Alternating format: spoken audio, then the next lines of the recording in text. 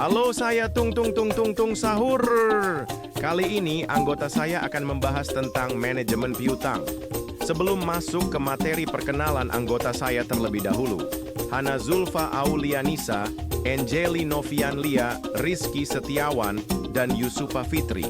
Itulah anggota saya, kami dari kelompok 7, dan kita langsung ke materinya. Let's go!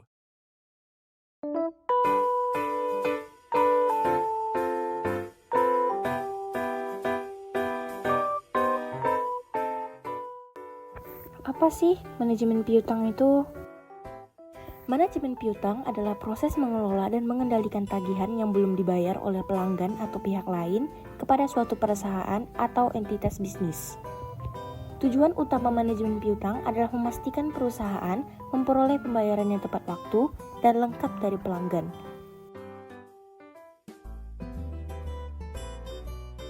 Pentingnya manajemen piutang. Yang pertama, menawarkan kebijakan kredit. Anda dapat menentukan jumlah yang akan diterima dan jangka waktu pembayaran kredit dengan menawarkan kredit kepada calon konsumen. Konsumen akan lebih senang dengan jumlah waktu kredit yang lebih panjang, sehingga beban pembayaran akan semakin ringan. Selain itu, Anda juga dapat memilih persyaratan serta tingkat pengeluaran kepada calon konsumen untuk pembayaran kredit. Yang kedua, pembayaran standar kredit. Dalam pengajuan kredit, Anda perlu membuat standar kredit. Standar kredit adalah kualitas kelayakan kredit calon konsumen untuk melakukan pengajuan kredit sesuai ketentuan perusahaan. Untuk membuat standar kredit, hal-hal yang perlu Anda pertimbangkan di antara lain yaitu rasio utang, rasio cukup bunga, riwayat kredit calon konsumen, dan sebagainya. Berikut contoh manajemen piutang. Agar bisa lebih mempermudah Anda dalam memahami manajemen piutang, berikut ini kami sudah menyajikan contoh soal yang mudah dimengerti. Perusahaan dagang PT ABC yang pada awalnya melakukan penjualan secara tunai, penjualan yang berhasil dicapai oleh PT ABC per tahunnya rata-rata adalah 100 juta. Lalu, PT ABC berencana ingin menawarkan syarat penjualan net 60, artinya pihak pelanggan bisa melunasi pembayaran di hari ke-60. Dengan adanya syarat penjualan yang baru tersebut, diperkirakan perusahaan akan bisa meningkatkan penjualan hingga 1 miliar, serta profit margin sebesar 15%. Lantas, apakah perusahaan harus beralih ke penjualan kredit bila biaya dananya adalah 16%? Berikut adalah analisis manajemen piutang. Tambahan keuntungan karena adanya tambahan penjualan. 1 miliar dikurang 100 juta dikali 15% sama dengan 135 juta. Analisis piutang, perputaran piutang sama dengan 360 hari dibagi 60 hari sama dengan 6 kali dalam setahun. Rata-rata piutang 1 miliar dibagi 6 sama dengan 166.666.666. Dana yang dibutuhkan agar bisa membiayai piutang tersebut adalah 85% dikali 166.666.666 sama dengan 141.666.666. Di sisi lain, biaya dana yang harus ditanggung karena mempunyai tambahan piutang adalah 141.666.666 dikali 0,16 sama dengan 22.666.666. Jadi, tambahan manfaat bersih PT ABC adalah 135 juta dikurang 22.666.666 sama dengan 112.333.333. Prinsip pemberian kredit. 1. Kemampuan membayar. Kredit harus diberikan kepada nasabah yang memiliki kemampuan membayar, baik berupa pendapatan tetap, aset yang cukup, atau kemampuan membayar lainnya. 2. Karakter. Kredit hanya diberikan kepada nasabah yang memiliki karakter baik seperti memiliki reputasi yang baik, tidak pernah melakukan penipuan, dan lain-lain. 3. Jaminan. Kredit hanya diberikan kepada nasabah yang memiliki jaminan yang cukup, seperti memiliki aset yang cukup, memiliki jaminan dari pihak ketiga, dan lain-lain. 4. Kondisi ekonomi. Kredit hanya diberikan kepada nasabah yang memiliki kondisi ekonomi yang stabil, seperti tidak memiliki utang yang besar, memiliki pendapatan yang stabil, dan lain-lain.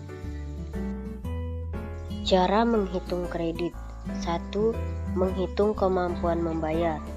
Kemampuan membayar dapat dihitung dengan menggunakan rumus kemampuan membayar sama dengan pendapatan dikurang pengeluaran. 2. Menghitung rasio kredit. Rasio kredit dapat dihitung dengan menggunakan rumus rasio kredit sama dengan jumlah kredit dibagi kemampuan membayar. 3. Menghitung bunga kredit.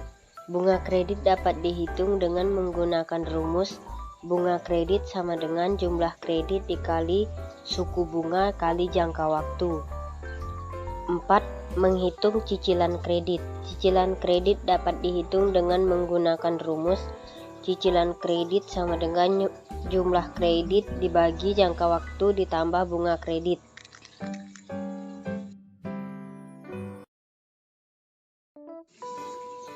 Contoh soal. Seorang nasabah ingin mengajukan kredit sebesar 100 juta rupiah dengan jangka waktu 5 tahun dan suku bunga 10% per tahun. Berikut adalah perhitungan kredit. 1. Kemampuan membayar. 50 juta rupiah yang merupakan pendapatan dikurangi 20 juta rupiah yang merupakan pengeluaran sama dengan 30 juta rupiah. 2. Rasio kredit. 100 juta rupiah yang merupakan jumlah kredit per 30 juta rupiah, kemampuan membayar sama dengan 3,33. 3. Bunga kredit. 100 juta rupiah dikali 10% dikali 5 tahun sama dengan 50 juta rupiah. 4. Cicilan kredit. 100 juta rupiah per 5 tahun ditambah 50 juta rupiah sama dengan 30 juta rupiah per tahun. Dengan demikian, nasabah tersebut harus membayar cicilan kredit sebesar 30 juta per tahun selama 5 tahun.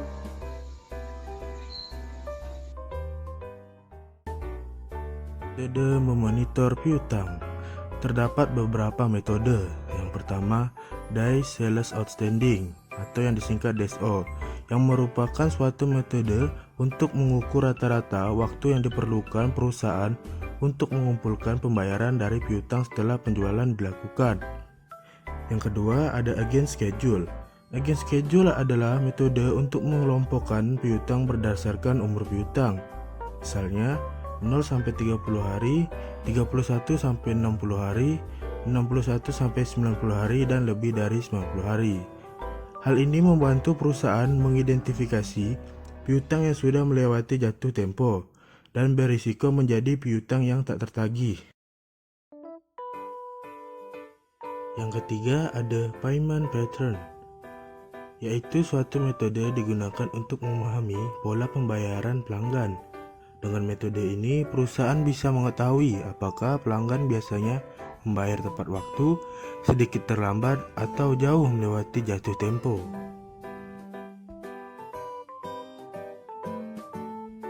Rumus dalam metode Days Sales Outstanding, yaitu DSO sama dengan total piutang dibagi total penjualan kredit dikali jumlah harian.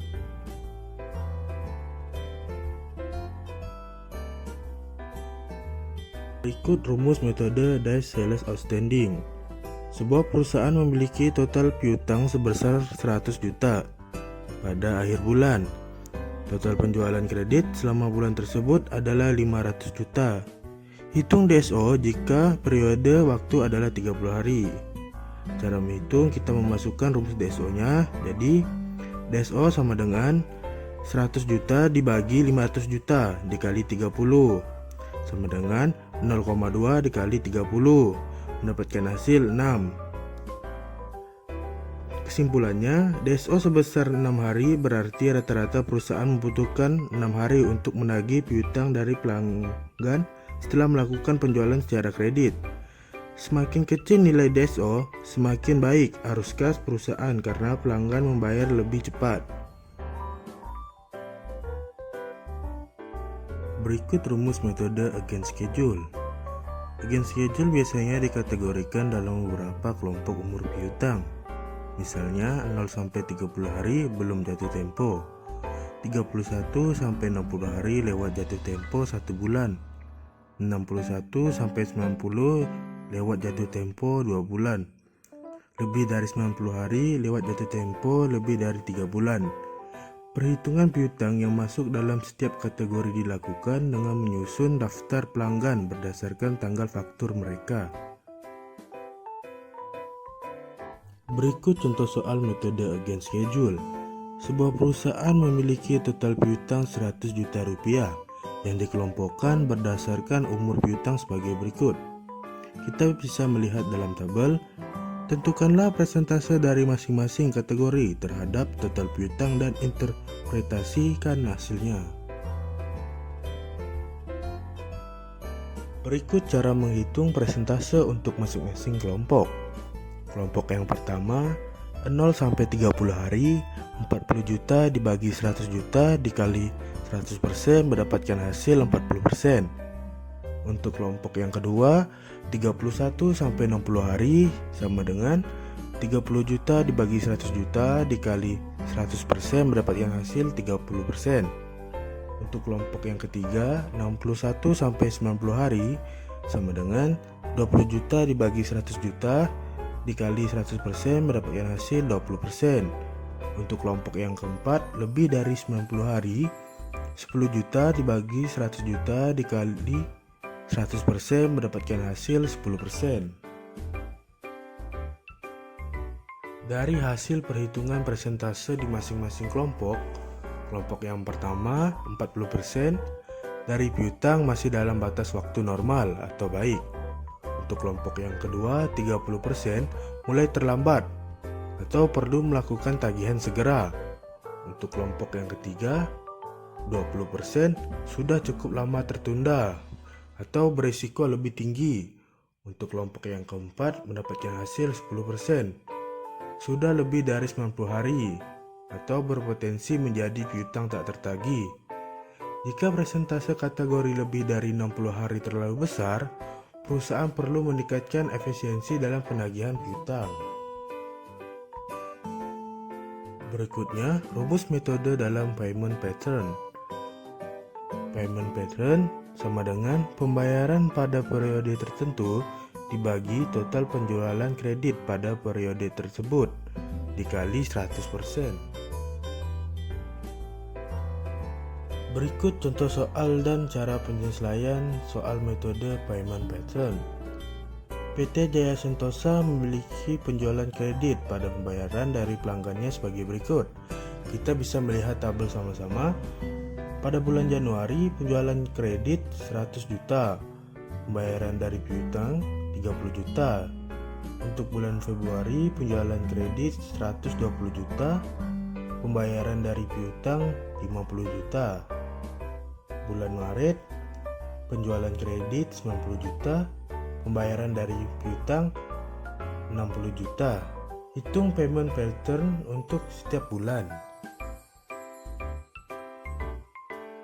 Untuk menyelesaikan contoh soal tersebut, kita hanya perlu memasukkan rumus payment pattern. Berikut cara mengerjakannya.